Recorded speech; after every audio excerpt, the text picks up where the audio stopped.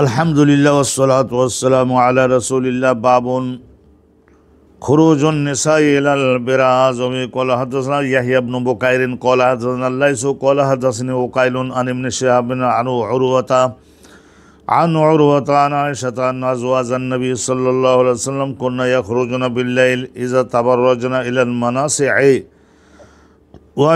وهي سعيد أفيح وكان عمر يقول للنبي صلى الله عليه وسلم احجب نساءك يا رسول الله فلم يكن رسول الله صلى الله عليه وسلم يفعل فخرجت سودة بنت زمعة زوج النبي صلى الله عليه وسلم ليلة من الليالي عشاء وكانت امرأة طويلة فناداها عمر على قد عرفناك يا سودة حرصا على أن ينزل الحجاب فأنزل الله الحجاب. أبي قال حدثنا زكريا قال حدثنا أبو أسامة عن هشام بن عروة عن أبي عروة عن عائشة عن النبي صلى الله عليه وسلم قال قد أذن لكن أن تخرجن في حاجتكن قال هشام يعني البراز. সম্মানিত দর্শক, আলহামদুলিল্লাহ, আমরা ইতিপূর্বে বিগত রমজান মাস থাকবার কারণে জাকাতের কিতাবটা, জাকাতের বিষয়গুলি, জাকাতের রিলেটেড বিষয়গুলির আলোচনা আমরা শেষ করেছি। আবার আমরা আলহামদুলিল্লাহ আল্লাহ পাক রব্বুল আলামিনের রহমতের উপরে নির্ভরশীল হয়ে আমরা তহারাত, দৈহিক পবিত্রতা, কাপড়ের পবিত্রতা, যে স্থানে অবস্থান করি, ইবাদত করি, সেই স্থানটার পবিত্রতা, ইসলামে এই যে তহারাত করতে গেলে অবশ্যই নাজাফাত, ময়লা মুক্ত হওয়া, পরিচ্ছন্নতা, এ সব কিছুই অন্তর্ভুক্ত হয়ে আসে। এইটার আলোচনা আমরা আগে কয়েকটা বাব আপনাদের সামনে উত্থাপন করেছিলাম। যে স্থান থেকে বাকি থেকে গিয়েছিল সেখান থেকে আজকের আবার আল্লাহর রহমতের উপরে ভরসা করে শুরু করছি। আপনাদের সকলের মনোযোগ, মহামূল্যবান নিয়ামত আমাদের জন্য, আপনাদের মনোযোগ আকর্ষণ করছি। এই বাবের মধ্যে এই কথাটা আলোচনা করব যে হিজরত করবার পরে মদিনাতে যখন নবী করিম সাল্লাল্লাহু আলাইহি সাল্লাম ও মুহাজির সাহাবাগণ গেলেন, অনেক সময় নিজেদের স্ত্রীগণ যারা ঈমান আনছিলেন তাদের সঙ্গে নিয়েই হিজরত করে মদিনাতে গিয়েছিলেন। তো ওই সময়ে জনসংখ্যাও কম, আর বিশেষ করে তখন আর্থিক অবস্থা খুবই দুর্বল। ঘরের মধ্যে মহিলাদের জন্য, পুরুষদের জন্য টয়লেট গৃহের মধ্যে, প্রাচীরের, বসবাসের ঘরের পাঁচিলের মধ্যে তৈরি করা তখন সম্ভব ছিল না। প্রথম মদিনাতে গেছেন, আর্থিক দুর্বলতা। তো ওই সময়ে মহিলাগণ খাদ্য তো খুবই কমই খেতে পারতেন। তো তারা মহিলাগণ নিজেদের ঘর থেকে বের হয়ে চলে যেতেন ফাঁকা মাঠের দিকে। আল ফেজা, বেরাজ বলতে ফেজা বলা হয়, আল ফেজা উল ওয়াসে, প্রশস্ত মাঠের দিকে গিয়ে হয়তো 2-3 জন একসঙ্গে গেলেন, পৃথক একটু দূরত্বে বসলেন এবং নিজেদের প্রয়োজন পূর্ণ করে আবার পরিষ্কার পরিচ্ছন্ন হয়ে গৃহে ফিরে আসতেন। এই রকম করতেন। এই ইসলামের হিজরত করে মদিনাতে যাওয়ার প্রথম দিনগুলিতে অভাবের কারণে এই ধরনের অবস্থা ছিল। খুরুজুন নিসাই ইলাল বিরাজ, তো এইটা জায়েজ ছিল তখন। আল্লাহ পাক রব্বুল আলামিন এর আইন নাজিলের আগের অবস্থা বর্ণনা করা হচ্ছে। ওয়াবি ক্বালা ইয়াহইয়া ইবনে বুকাইর, ইমাম বুখারী হুজুরের উস্তাদ হযরত ইয়াহইয়া ইবনে বুকাইর, তার উস্তাদ হযরত লাইস বিন সাআদ, তার উস্তাদ হযরত উকাইল, তার উস্তাদ হচ্ছেন হযরত ইবনে শিহাব আজ-জুহরি, তার উস্তাদ উরওয়া ইবনে জুবায়ের। আম্মাজান আয়েশা সিদ্দিকার আপন বড় বোনের পেটের ছেলে, তার মানে ভাগিনা, বয়স কম ছিল, খালার কাছ থেকে ইলম শিখেছেন, নিজের খালার কাছ থেকে। হযরত উরওয়া ইবনে জুবায়ের থেকে বর্ণিত হয়েছে, আম্মাজান আয়েশা সিদ্দিকা বর্ণনা করেন, আন্না আজওয়াজান নবী, নিশ্চয় নবী করিম সাল্লাল্লাহু আলাইহি ওয়াসাল্লামের স্ত্রীগণ। জাউজুন শব্দটা এমন বা স্বামীকেও বোঝায়, স্ত্রীকেও বোঝায়, দ্ব্যর্থবোধক শব্দ এগুলিকে বলা হয়। আরবিতে বলে এগুলোকে মিনাল আজদাদ, দাদ, দদ আর দাল, জেদ্দুন। যেমন আরও শব্দ আছে, বায়ুন মানে ক্রয়, বায়ুন মানে বিক্রয়, অনেক শব্দ আছে। কেয়ামুন মানে দাঁড়ানো, কেয়ামুন মানে বসা, এরকম হাজারো শব্দ আরবি ভাষায় আছে বিপরীতার্থক। আন্না আজওয়াজান নবী সাল্লাল্লাহু আলাইহি ওয়াসাল্লাম কুন্না ইয়াখরুজুনা বিল্লাইল, নবী করিম সাল্লাল্লাহু আলাইহি ওয়াসাল্লামের স্ত্রীগণ তারা খাদ্য খাইতেন খুবই কম, খাদ্য পাওয়াও তো যেত কম, খেজুর খাইতেন, দুধ খাইতেন, এগুলিতে টয়লেটে যাওয়ার প্রয়োজন খুবই কম হয়। কন্যা ইয়াখরুজনা বিল্লাইলে, ওনারা নিজেদের বসবাসের গৃহ থেকে বের হয়ে রাতের অন্ধকারের আড়াল নিয়ে তারা সকলে বাইরে চলে যেতেন। কখন যাইতেন বাইরে? ইজা তাবাররাজনা ইলাল মানাসিই, ইজা তাবাররাজনা, যখন তারা বের হতেন। তাবাররাজনা তার মানে যখন বের হয়ে গমন করতেন। ওনারা সকলে বের হয়ে কেন যাচ্ছে বাইরে? ইলাল মানাসে, ফাঁকা মাঠে। ফাঁকা মাঠে কেন যাচ্ছেন? ওই যে কাজায়ে হাজাত করবার জন্য। কাজাউন মানে বাস্তবায়ন, আর হাজাত মানে ওই প্রয়োজন, বুঝে নেবেন। ওয়াহিয়া সাঈদুন আফিয়াহ, মানাসে মানসাউন শব্দের বহুবচন মানাসে, এর অর্থ হল সাঈদুন মানে সমতল মাটি, আর আফিয়াহ মানে প্রশস্ত এবং যেখানে উঁচু নিচু নাই, সমতল। ওয়াকান ওমর, হজরতে ওমর রাদিয়াল্লাহু তাআলা আনহু যদিও অভাব অনটন, তথাপিও হজরতে ওমর ইবনে আল খাত্তাব রাদিয়াল্লাহু তাআলা বাদশাহী মেজাজের লোক ছিলেন। ইয়াকুলুল নবী, উনি প্রস্তাব করেছিলেন কয়েকবার রসুলুল্লাহর সামনে, ও হজব নেশা আকা, ইয়া রাসূলুল্লাহ, আপনি আপনার নিজের স্ত্রীগণকে বাহিরে কাজায়ে হাজত করবার জন্য যে বাহিরে তারা যাচ্ছেন, আপনি তাদেরকে বাধা দান করুন, রাতে হলেও বাহিরে যেতে দিবেন না, ঘরের মধ্যে ব্যবস্থা করুন। ফালাম ইয়াকুন রাসূলুল্লাহ ইয়াফআলু, রাসূলুল্লাহ সাল্লাল্লাহু আলাইহি ওয়াসাল্লাম তিনি হজরতে ওমরের কথা শুনে এটা করতেন না, কারণ এ সম্পর্কে রসুলুল্লাহ তো সবসময় ওহির ভিত্তিতে চলবেন, কোনো ব্যক্তির ভালো পরামর্শে নবী পাক কোনো কর্মসূচি জগৎ জীবনে গ্রহণ করেন নাই।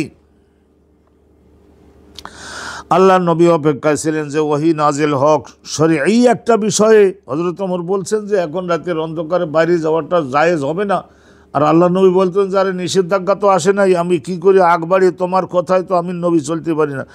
ফা খারাজা সাউদা বিনতু জামা, একদিন সাউদা বিনতে জামা, নবী করিম সাল্লাল্লাহু আলাইহি সাল্লামের স্ত্রী হযরতে সাউদা বিনতে জামা, জামা নামক একজন লোক ছিলেন, মক্কার লোক, তার কন্যা হযরতে সাউদা, সাউদা বিনতু জামা জাওজুন নবী, রাসূলুল্লাহর স্ত্রী সাউদা বিনতে জামা, উনি একদিন রাতে বের হলেন, খারাজাত বের হয়ে গেলেন, লাইলাতান মিনাল লায়ালি, কোনো একদিন রাতে, ঈশান নামাজের সময় তখন হয়ে গেছে, এই রাত 8টা-9টা এইরকম সময়। ওয়াকানাত ইমরাতুন তাওয়িলাতুন, একটু দীঘল দেহিনী ছিলেন, একটু অন্যদের তুলনায় একটু বেশি লম্বা। অন্ধকারের মধ্যে চলতে গেলেও দূর থেকে কেউ দেখে চিনে নিতে পারা যেত যে ইনি হজরতে সাউদা। নাদাহা ওমর, হজরতে ওমর ওনাকে অনেক দূর থেকে পেছনের থেকে ডাক দিয়ে বলেন, আলা। হজরতে ওমর রাদিয়াল্লাহু তাআলা আনহু, ওনার মধ্যে গায়রাত খুব বেশি ছিল। গায়রাত এগুলি মুসলমান জাতিকে একটু ছোটোখাটো করে মুনাফিকরা কথা বলবে, ইহুদিরা কথা বলবে, সেইটা তো সহ্য করা যায় না। অনুরূপভাবে হজরতে ওমর রাদিয়াল্লাহু তাআলা আনহু উনি তখন বললেন যে আলা, ওহে আলা আমা, হ্যাঁ, এটা হরফে তাম্বিহের মধ্যে একটা আলা, কাদ আরাফনাকে ইয়া সাউদা, তো হে সাউদা, যদিও অন্ধকারে যাচ্ছ কিন্তু আপনাকে চিনে নিতে পেরেছি যে আপনি নবীর স্ত্রী। তাইলে উনি এরকম ডেকে কথা বললেন পেছনের থেকে এই কারণে যাতে হজরতে সাউদা এইটা মাইন্ড করেন এবং রসুলুল্লাহর কাছে গিয়ে যাতে বলেন। হজরত ওমরের ইচ্ছা ও আগ্রহ কী ছিল? হেরসান আলা ইউনজালা আল হেজাব, যাতে করে হেজাব সংক্রান্ত আইন আল্লাহ পাক রব্বুল আলামিন অবতীর্ণ করেন। ফানজালাল্লাহুল হেজাব, তখন আল্লাহ পাক রব্বুল আলামিন এই হেজাবের আয়াত অবতীর্ণ করলেন। কি আয়াত অবতীর্ণ করলেন? ওই ওয়াকারনা ফি বুয়ুতিকুন্না ওয়ালা তাবাররাজনা তাবাররুজাল জাহিলিয়াতিল উলা। এই যে আল্লাহ রাব্বুল আলামিন নবীর স্ত্রীগণকে, জগতের সমস্ত ইমানদার মহিলাগণকে বললেন যে তোমরা জাহেলি জামানায় মহিলারা যেমন নাকি একটু খোলামেলা বাহিরে গমন করে, 10 জনের নজরে পড়ে, এইভাবে তোমরা বের হতে পারবা না, তোমাদেরকে হেজাবের আইনের আওতায় আসতে হবে। তো পরবর্তীতে নবী করিম সাল্লাল্লাহু আলাইহি সাল্লাম সুন্দরভাবে বললেন যে এখন হেজাবের আয়াত অবতীর্ণ হয়েছে, মহিলাদের হেজাব পরিধান করে নেহায়েত জরুরি হয়ে পড়লে তখন তারা বাইরে গমন করতে পারবেন। আলহামদুলিল্লাহ, হেজাব পরিহিতা অবস্থায় লেখাপড়া শেখবার জন্য মেয়েরা ইউনিভার্সিটি, স্কুল, কলেজ, মেয়েদের জন্য যে আলাদা বিশ্ববিদ্যালয় সরকার বাহাদুর মেডিকেল কলেজ তৈরি করে দিয়েছে, তাদের জন্য আলাদা যাতায়াতের বাস দিবেন সরকার, আলাদা বিশ্ববিদ্যালয় দিবেন, আলাদা মেডিকেল কলেজ দিবেন, আলাদা অন্যান্য কলেজ দিবেন, টেকনিক্যাল কলেজ দিবেন। তো সেখানে শিখবার জন্য বা যে শিক্ষা অর্জন করেছে সেই শিক্ষার দ্বারা দেশ গঠন করবার জন্য তাকে শ্রম দিতে হবে। চিন্তা করে দেখুন, 8-9 কোটি মহিলা তো যদি এই ধরনের নিজের সংসার ঠিক রেখে এই ধরনের অর্জিত শিক্ষার দ্বারা দেশ গঠনে ভূমিকা রাখতে পারেন তা যাবেন। কিন্তু সব ক্ষেত্রে ইসলামে এই ধরনের ডেভেলপমেন্টের ক্ষেত্রে বিঘ্ন নয়। ইসলাম কি করতে হবে? হেজাব সহ যেতে হবে। নারীর যে বৈশিষ্ট্য সেগুলি যাতে আলহামদুলিল্লাহ বিনষ্ট কেউ করবার জন্য উদ্বুদ্ধ হতে না পারে, সেই হিসাবে ফানজালাল্লাহুল হিজাব, আল্লাহ পাক রব্বুল আলামিন হেজাব নাজিল করলেন। হেজাব শব্দের শাব্দিক অর্থ হলো এই যে এমন বস্ত্র পরিধান করা যাতে দুষ্ট লোকদের বদ দৃষ্টিকে বাধাগ্রস্ত করে দিতে পারে আর মহিলা সম্পর্কে উচ্চ পবিত্র ধারণা অর্জন করতে পারে। তো আলহামদুলিল্লাহ, একটা হাদিস, এই হেডিংয়ের মধ্যে একখানা হাদিস, দুখানা হাদিস আছে। একখানা হাদিস তো আমরা শুনলাম, আর দ্বিতীয় হাদিসখানাও সংক্ষিপ্ত শুনে নিচ্ছি। আবি কলাদনা জাকারিয়া কলাদনা আবু সামান হিসাম ইবনে উরওয়া নাবিহি, হিসাম রেওয়ায়েত করছেন তার বাপ উরওয়া থেকে, উরওয়া ইবনে জুবায়ের, আব্দুল্লাহ বিন জুবায়েরের ছোট ভাই উরওয়া ইবনে জুবায়ের, আনা আয়েশা, ইনিও খালার কাছে ইলম শিখেছেন। আনিন নবী সাল্লাল্লাহু আলাইহি ওয়াসাল্লাম কল, নবী করিম সাল্লাল্লাহু আলাইহি ওয়াসাল্লাম ঘোষণা দিয়েছিলেন, কাদ উযিনা লাকুন্না, হে মহিলাগণ, নিশ্চয় এখন তোমাদের সকলের জন্য এজেন দেওয়া হয়েছে। এজেন মানে অনুমতি, এজেন মানে অনুমোদন। তোমাদের জন্য এজেন দেওয়া হয়েছে। আল্লাহ রাব্বুল আলামিন তোমাদের জন্য অনুমতি প্রদান করেছেন। এখন তোমরা তোমাদের ব্যক্তিগত নেহায়েত প্রয়োজন, যেগুলো বাহিরে না গেলে সেইগুলি পূর্ণ করা যায় না, অন্য কোনো উপায় নাই, সেই হাজাতগুলি প্রয়োজন, সেই প্রয়োজনগুলি পূরণ করবার জন্য এখন তোমরা বাহিরে গমন করতে পারবে। এখন তোমরা বাহিরে গমন করতে পারবে। আল্লাহ পাক রব্বুল আলামিন বললেন যে ফি মা লাহুন্না লিল হাজাতি লিআন্নাল্লাহ আযনা লিল খুরুজ ইলাল বিরাজ বাদা নুজুলিল হিজাব। হেজাব পরিধান করে 2-3 জন একসঙ্গে হয়ে যাতে নিরাপত্তা থাকে, হেজাব পরিধান করে বাহিরে গমন করতে পারবে। হেজাব পরিধান করে আর বাড়িতে অন্য কোনো যোগ্য পুরুষরাই কর্মক্ষেত্রে চলে গেছে, হঠাৎ দেখা গেল যে নেহায়েত প্রয়োজন, বাচ্চাদের জন্য একটু ঔষধ, একটু খাদ্য, একটু তরিতরকারি, এগুলি এই ধরনের সম্ভ্রম সুরক্ষিত রেখে ক্রয় করবার মতন সুব্যবস্থা মহল্লায় যদি থাকে, তাহলে হেজাব পরিধান করে আলহামদুলিল্লাহ যেতে পারবে এবং ক্রয় করে আনতে পারবে, ঔষধ ক্রয় করে আনতে পারবে। অনুরূপভাবে এগুলি সব করতে পারবে। তাসাররুফ শব্দের অর্থ হলো যেগুলি মহাপ্রয়োজন সেই বিষয়গুলিতে নিজের সক্ষমতা এবং নিজের এই ধরনের ক্ষমতা এগুলি প্রয়োগ করতে পারবে। আল্লাহ রাব্বুল আলামিন তো বলছে যে যদি বাহিরেই না যেতে পারে, তো ঘরের মধ্যে তো আর পর্দার কোনো প্রয়োজন নাই। ঘরের মধ্যে তো সেখানে তার স্বামী, তার বাপ, তার মা, তার শ্বশুর, তার শাশুড়ি, তার পুত্র এবং কন্যা, তার আপন মার পেটের ভাই, তো সেখানে আর বোরকা কি করবে? বোরকা তো এই জন্যই যে যাতে করে বাহিরে যেতে পারে। আর সাধারণত একজন মুসলমান, জ্ঞান বুদ্ধি সম্পন্ন মুসলমান, তিনি তো আর বিনা কারণে বাহিরে ঘুরঘুর করতে পারেন না, সময় নষ্ট। রাসূলুল্লাহ তখন বলেন, কাদ উযিনা লাকুন্না, তোমাদের জন্য এখন আল্লাহ রাব্বুল আলামিন অনুমোদন প্রদান করেছেন, আন তাখরুজুন, তোমরা এখন বাইরে যেতে পারবা, ফি হাজাতিকুন্না, তোমাদের এই সমস্ত প্রয়োজন পূর্ণ করবার জন্য তোমরা এই বোরকা হেজাব পরিধান করা অবস্থায় ব্যক্তিত্ব সুরক্ষিত রেখে এবং নিরাপত্তা এই সমস্ত বিষয়ে সতর্কতা সাবধানতা অবলম্বন করে। কলা হেসামনি আইনিয়াল বেরাজ, এখন ফি হাজাতে কন্যা প্রয়োজন পূরণ বলতে কি বোঝানো হলো? তো এটা ব্যাখ্যা দাবি করেছিলেন আবু উসামা। জিজ্ঞাসা করলেন ওনার শিক্ষক হেসাম ইবনে উরওয়াকে যে এখানে হাজাতে কন্যা বলতে কি? তখন বললেন ফাঁকা মাঠে যাওয়া বোরকা পরে যদি যায়। এখন সঙ্গে আয়াত নাজিল হওয়ার সঙ্গে সঙ্গে যে প্রত্যেক ব্যক্তি তার ঘরের মধ্যে যে মহিলাদের জন্য টয়লেট তৈরি করে দিতে পেরেছিলেন এমন কিন্তু না। তাও টয়লেট করবার জন্য বাহিরে যেতে পারবেন, কিন্তু ওই হেজাব পরিধান করেই তো যেতে হবে। আলহামদুলিল্লাহ আমরা আলোচনাটা শুনলাম। ইসলাম দেখুন এই গতিশীল, ইসলাম হলো গতিশীল, স্থবির নয়। ইসলাম হলো গতিশীল দিন ব্যবস্থা, মানুষদের কর্মে বিঘ্ন তৈরি করে না। তো আমরা পরের বাবে যাচ্ছি। বাবুনাত তাবারুজ ফিল বুয়ুত, গৃহের মধ্যে যদি এই ধরনের ব্যবস্থা তৈরি করা থেকে থাকে তাহলে আলহামদুলিল্লাহ সেইটাই তো ব্যবহার করতে হবে। বাইরে আর কেন যাবে? স্বামী কষ্ট করে, বড় ভাই কষ্ট করে, বাপে কষ্ট করে নিজেদের ঘরের ভেতরে মহিলাদের জন্য এই ধরনের ব্যবস্থা করে দিয়েছেন, আলহামদুলিল্লাহ তো সেখানেই করবে, এইসব প্রয়োজন পূরণ করবে ভিতরে। আর তাবাররুজ ফিল বুয়ুত, বাইতুন মানে নিজেদের ঘর বাড়ির মধ্যে যদি টয়লেট তৈরি করা থাকে তাহলে সেখানেই তাবাররুজ করতে হবে। মলত্যাগ এবং পেশাব ত্যাগ এগুলি অজু গোসল পর্যন্ত সবই ভিতরের আলহামদুলিল্লাহ এর মধ্যেই করতে হবে। আমরা ঢাকা শহরের লোকেরা আর্থিক অবস্থা যেসব বিল্ডিং তৈরি হয়েছে সে সমস্ত জায়গায় টয়লেটের মধ্যেই অনেক সময় শাওয়ার দেওয়া থাকে, এখানে ছেড়ে আমরা গোসল করে নিচ্ছি না, আলহামদুলিল্লাহ এইভাবে। একখানা হাদিস তো আপনারা শুনলেন না, এখনো শোনেন না, এই হেডিংয়ের অধীনে আর তাবাররুজ ফিল বুয়ুত, গৃহের মধ্যে এই ধরনের তাবাররুজ করা তার মানে প্রয়োজন পূর্ণ করা, ইশারায় বুঝে নেবেন।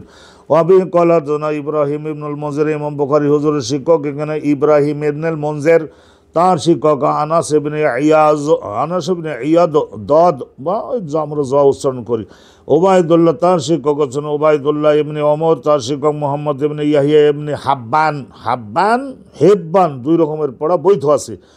মোহাম্মদ ইবনে ইয়াহিয়া ইবনে হাব্বান তিনি রেওয়ায়ত করতেন, মোহাম্মদ রেওয়ায়ত করতেছেন তার আপন চাচা বড় মুহাদ্দিস ছিলেন, চাচার ছাত্র উনি হয়েছিলেন।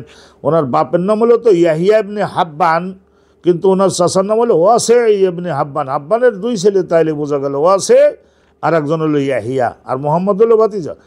তান মোহাম্মদ ইবনে ইয়াহিয়া ইবনে হাব্বান ওয়ান ওয়াসে ইবনে হাব্বান আম্মিহি ওয়াসে ইবনে হাব্বান। ওয়াসে ইবনে হাব্বান রিওয়ায়াত করতেছেন আন আব্দুল্লাহ ইবনে ওমর রাদিয়াল্লাহু তাআলা আনহু এর নিকট থেকে আনহুমা ক্বালা ইরতাকাইতু আলা আন যাহরি বাইতি হাফসাতা লিবাউজি হাজাতি।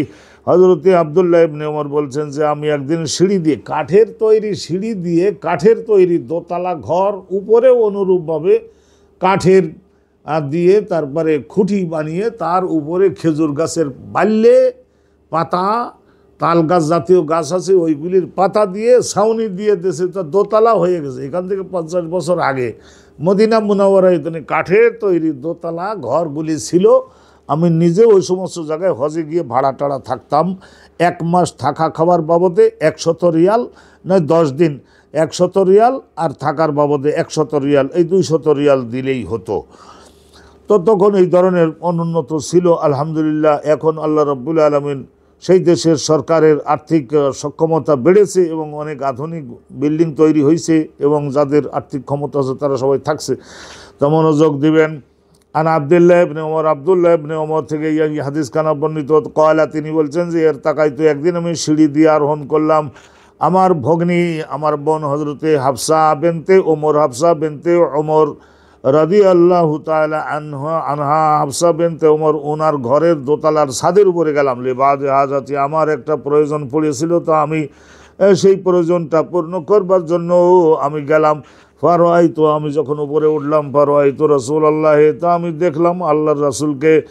চোখ গেল এবং দেখলাম যে নবী করিম সাল্লাল্লাহু আলাইহি ওয়াসাল্লাম ওই বাড়িতে বেড়াতে গেছিলেন। হযরতে হাফসা, রাসূলুল্লাহ যখন আর্থিক অবস্থা একটু ভালো হয়েছিল, প্রত্যেক স্ত্রীর জন্য আলাদা আলাদা থাকবার ব্যবস্থা তো করা হয়েছিল, তো রাসূলুল্লাহকে দেখলাম একদি হাজাতাহু, তিনি নবী করিম সাল্লাল্লাহু আলাইহি ওয়াসাল্লাম তিনি তার প্রয়োজন পরিপূর্ণ করতেছেন। মুস্তাদবির আল কিবলা, কিবলা মানে মক্কা শরীফের কাবা ঘরের দিকে পিঠ দিয়ে বসে রয়েছেন। মুস্তাকবেলার শাম, আর শাম দেশের দিকে তার মানে উত্তর দিকে হলো মুখ, বাইতুল মুকাদ্দাসের দিকে হলো মুখ, আর মক্কা শরীফের দিকে হলো পিঠ। এই অবস্থায় তাইলে দেখা গেল দোতলায় ওই জায়গায় হযরতে হাফসার বাড়ির দোতলায় সেখানে ঘরের মধ্যে কি করা হয়েছে, কাজায়ে হাজতের জন্য টয়লেটের ব্যবস্থা করা ছিল। তাইলে টয়লেট যদি পুরুষেরা তৈরি করে দিয়ে থাকেন তাইলে আর ফাঁকা মাঠে কেন যাবে, ঘরের মধ্যে করতে হবে। বেশি সাবধানতা, বেশি পরহেজগারিটা করতে হবে। একখানা হাদিস আমরা শুনলাম এই হেডিংয়ের মধ্যে, দ্বিতীয় আর একখানা হাদিসও শুনে নিচ্ছি। অবিহে কলা জানা ইয়াকুব ইবনে ইব্রাহিম কলা জানা ইয়াজিদ ইবনে হারুন কলা আকবরানা ইয়াহিয়া ইবনে সাঈদ আল আনসারি আন মোহাম্মদ ইবনে ইয়াহিয়া ইবনে হেব্বান, মোহাম্মদের থেকে রেওয়ায়ত, ওই আগের সনদ মোহাম্মদের থেকে রেওয়ায়ত, ওনার মোহাম্মদের বাপের নাম ইয়াহিয়া ইবনে হাব্বান, আন্না আম্মাহু আছে ইবনে হাব্বান, নিশ্চয় তার চাচা, তার মানে ওই যে ইয়াহিয়া ইবনে হাব্বানের আপন মারপেটের ভাই ওয়াসে ইবনে হাব্বান আকবরাহু আন্না আব্দুল্লাহ ইবনে ওমর, নিশ্চয় হযরত আব্দুল্লাহ ইবনে ওমর রাদিয়াল্লাহু তাআলা আনহুমা, হযরত ওমরও সাহাবী, ওনার ছেলে আব্দুল্লাহও সাহাবী। ভালো করে ধরবেন কীরকম সাহাবী জানেন? এইটা যখন ওহদের যুদ্ধ আসলো সেই সময় হযরত ওমরও বললেন, ছেলেকে নিয়ে গেলেন যে জেহাদে নাম, জেহাদে নাম। নবী আর কতদিন থাকেন আল্লাহ জানেন, নবীর সঙ্গে জেহাদ করছো এইটা।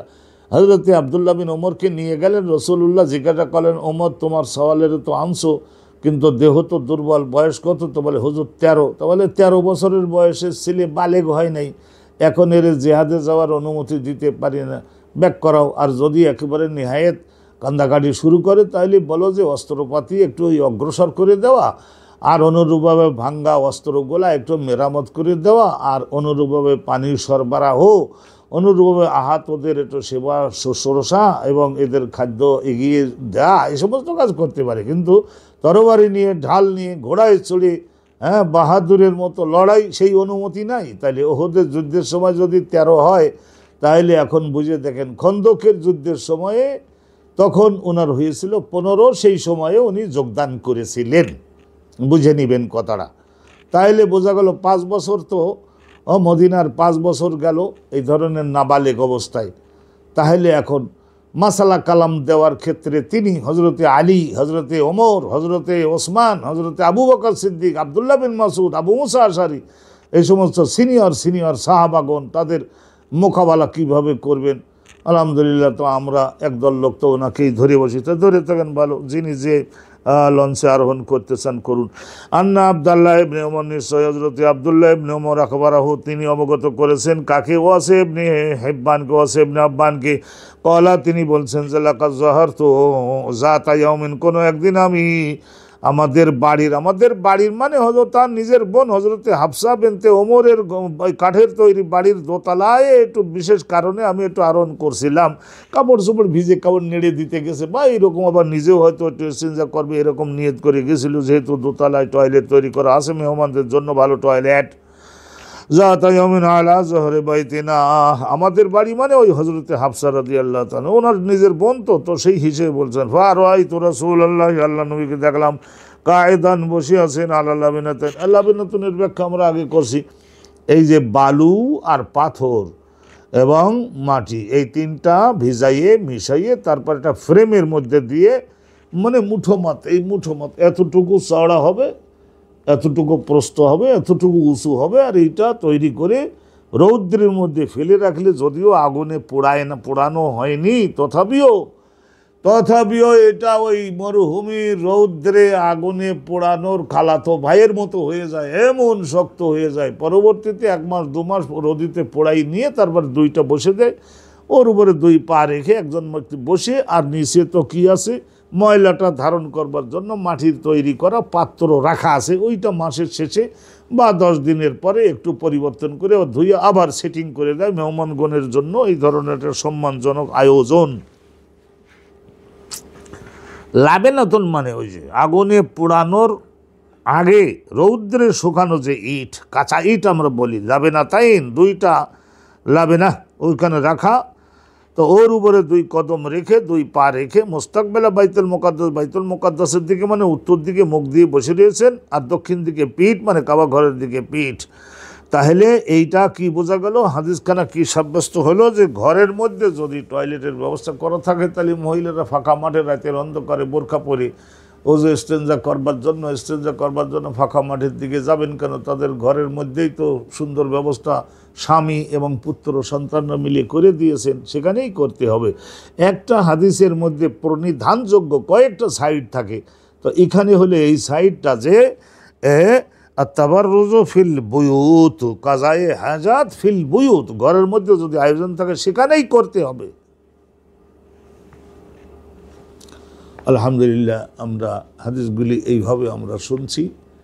প্রত্যেকটা হাদিসের থেকে মাসলা বের হয় না, এখান থেকে আইন বের হয়। মানে অনেকেই বলতে পারে কই এখান থেকে কি আইন বাইর করলেন, ঝগড়া লাগালেন কোথায়, চার ইমামের মাঝখানে লড়াইটা লাগাইয়া দেন ঠিক মতো, এরকম অনেকেই মনে করে। তা না, সম্মানিত দর্শক, সম্মানিত শ্রোতা, এ পর্যন্তই সম্পন্ন করছি এই অনুষ্ঠানটা। বারাকাল্লাহু লানা ওয়া লাকুম ফিল কুরআনি আল আযীম ওয়াস সুন্নাতিন নববিয়্যাহ।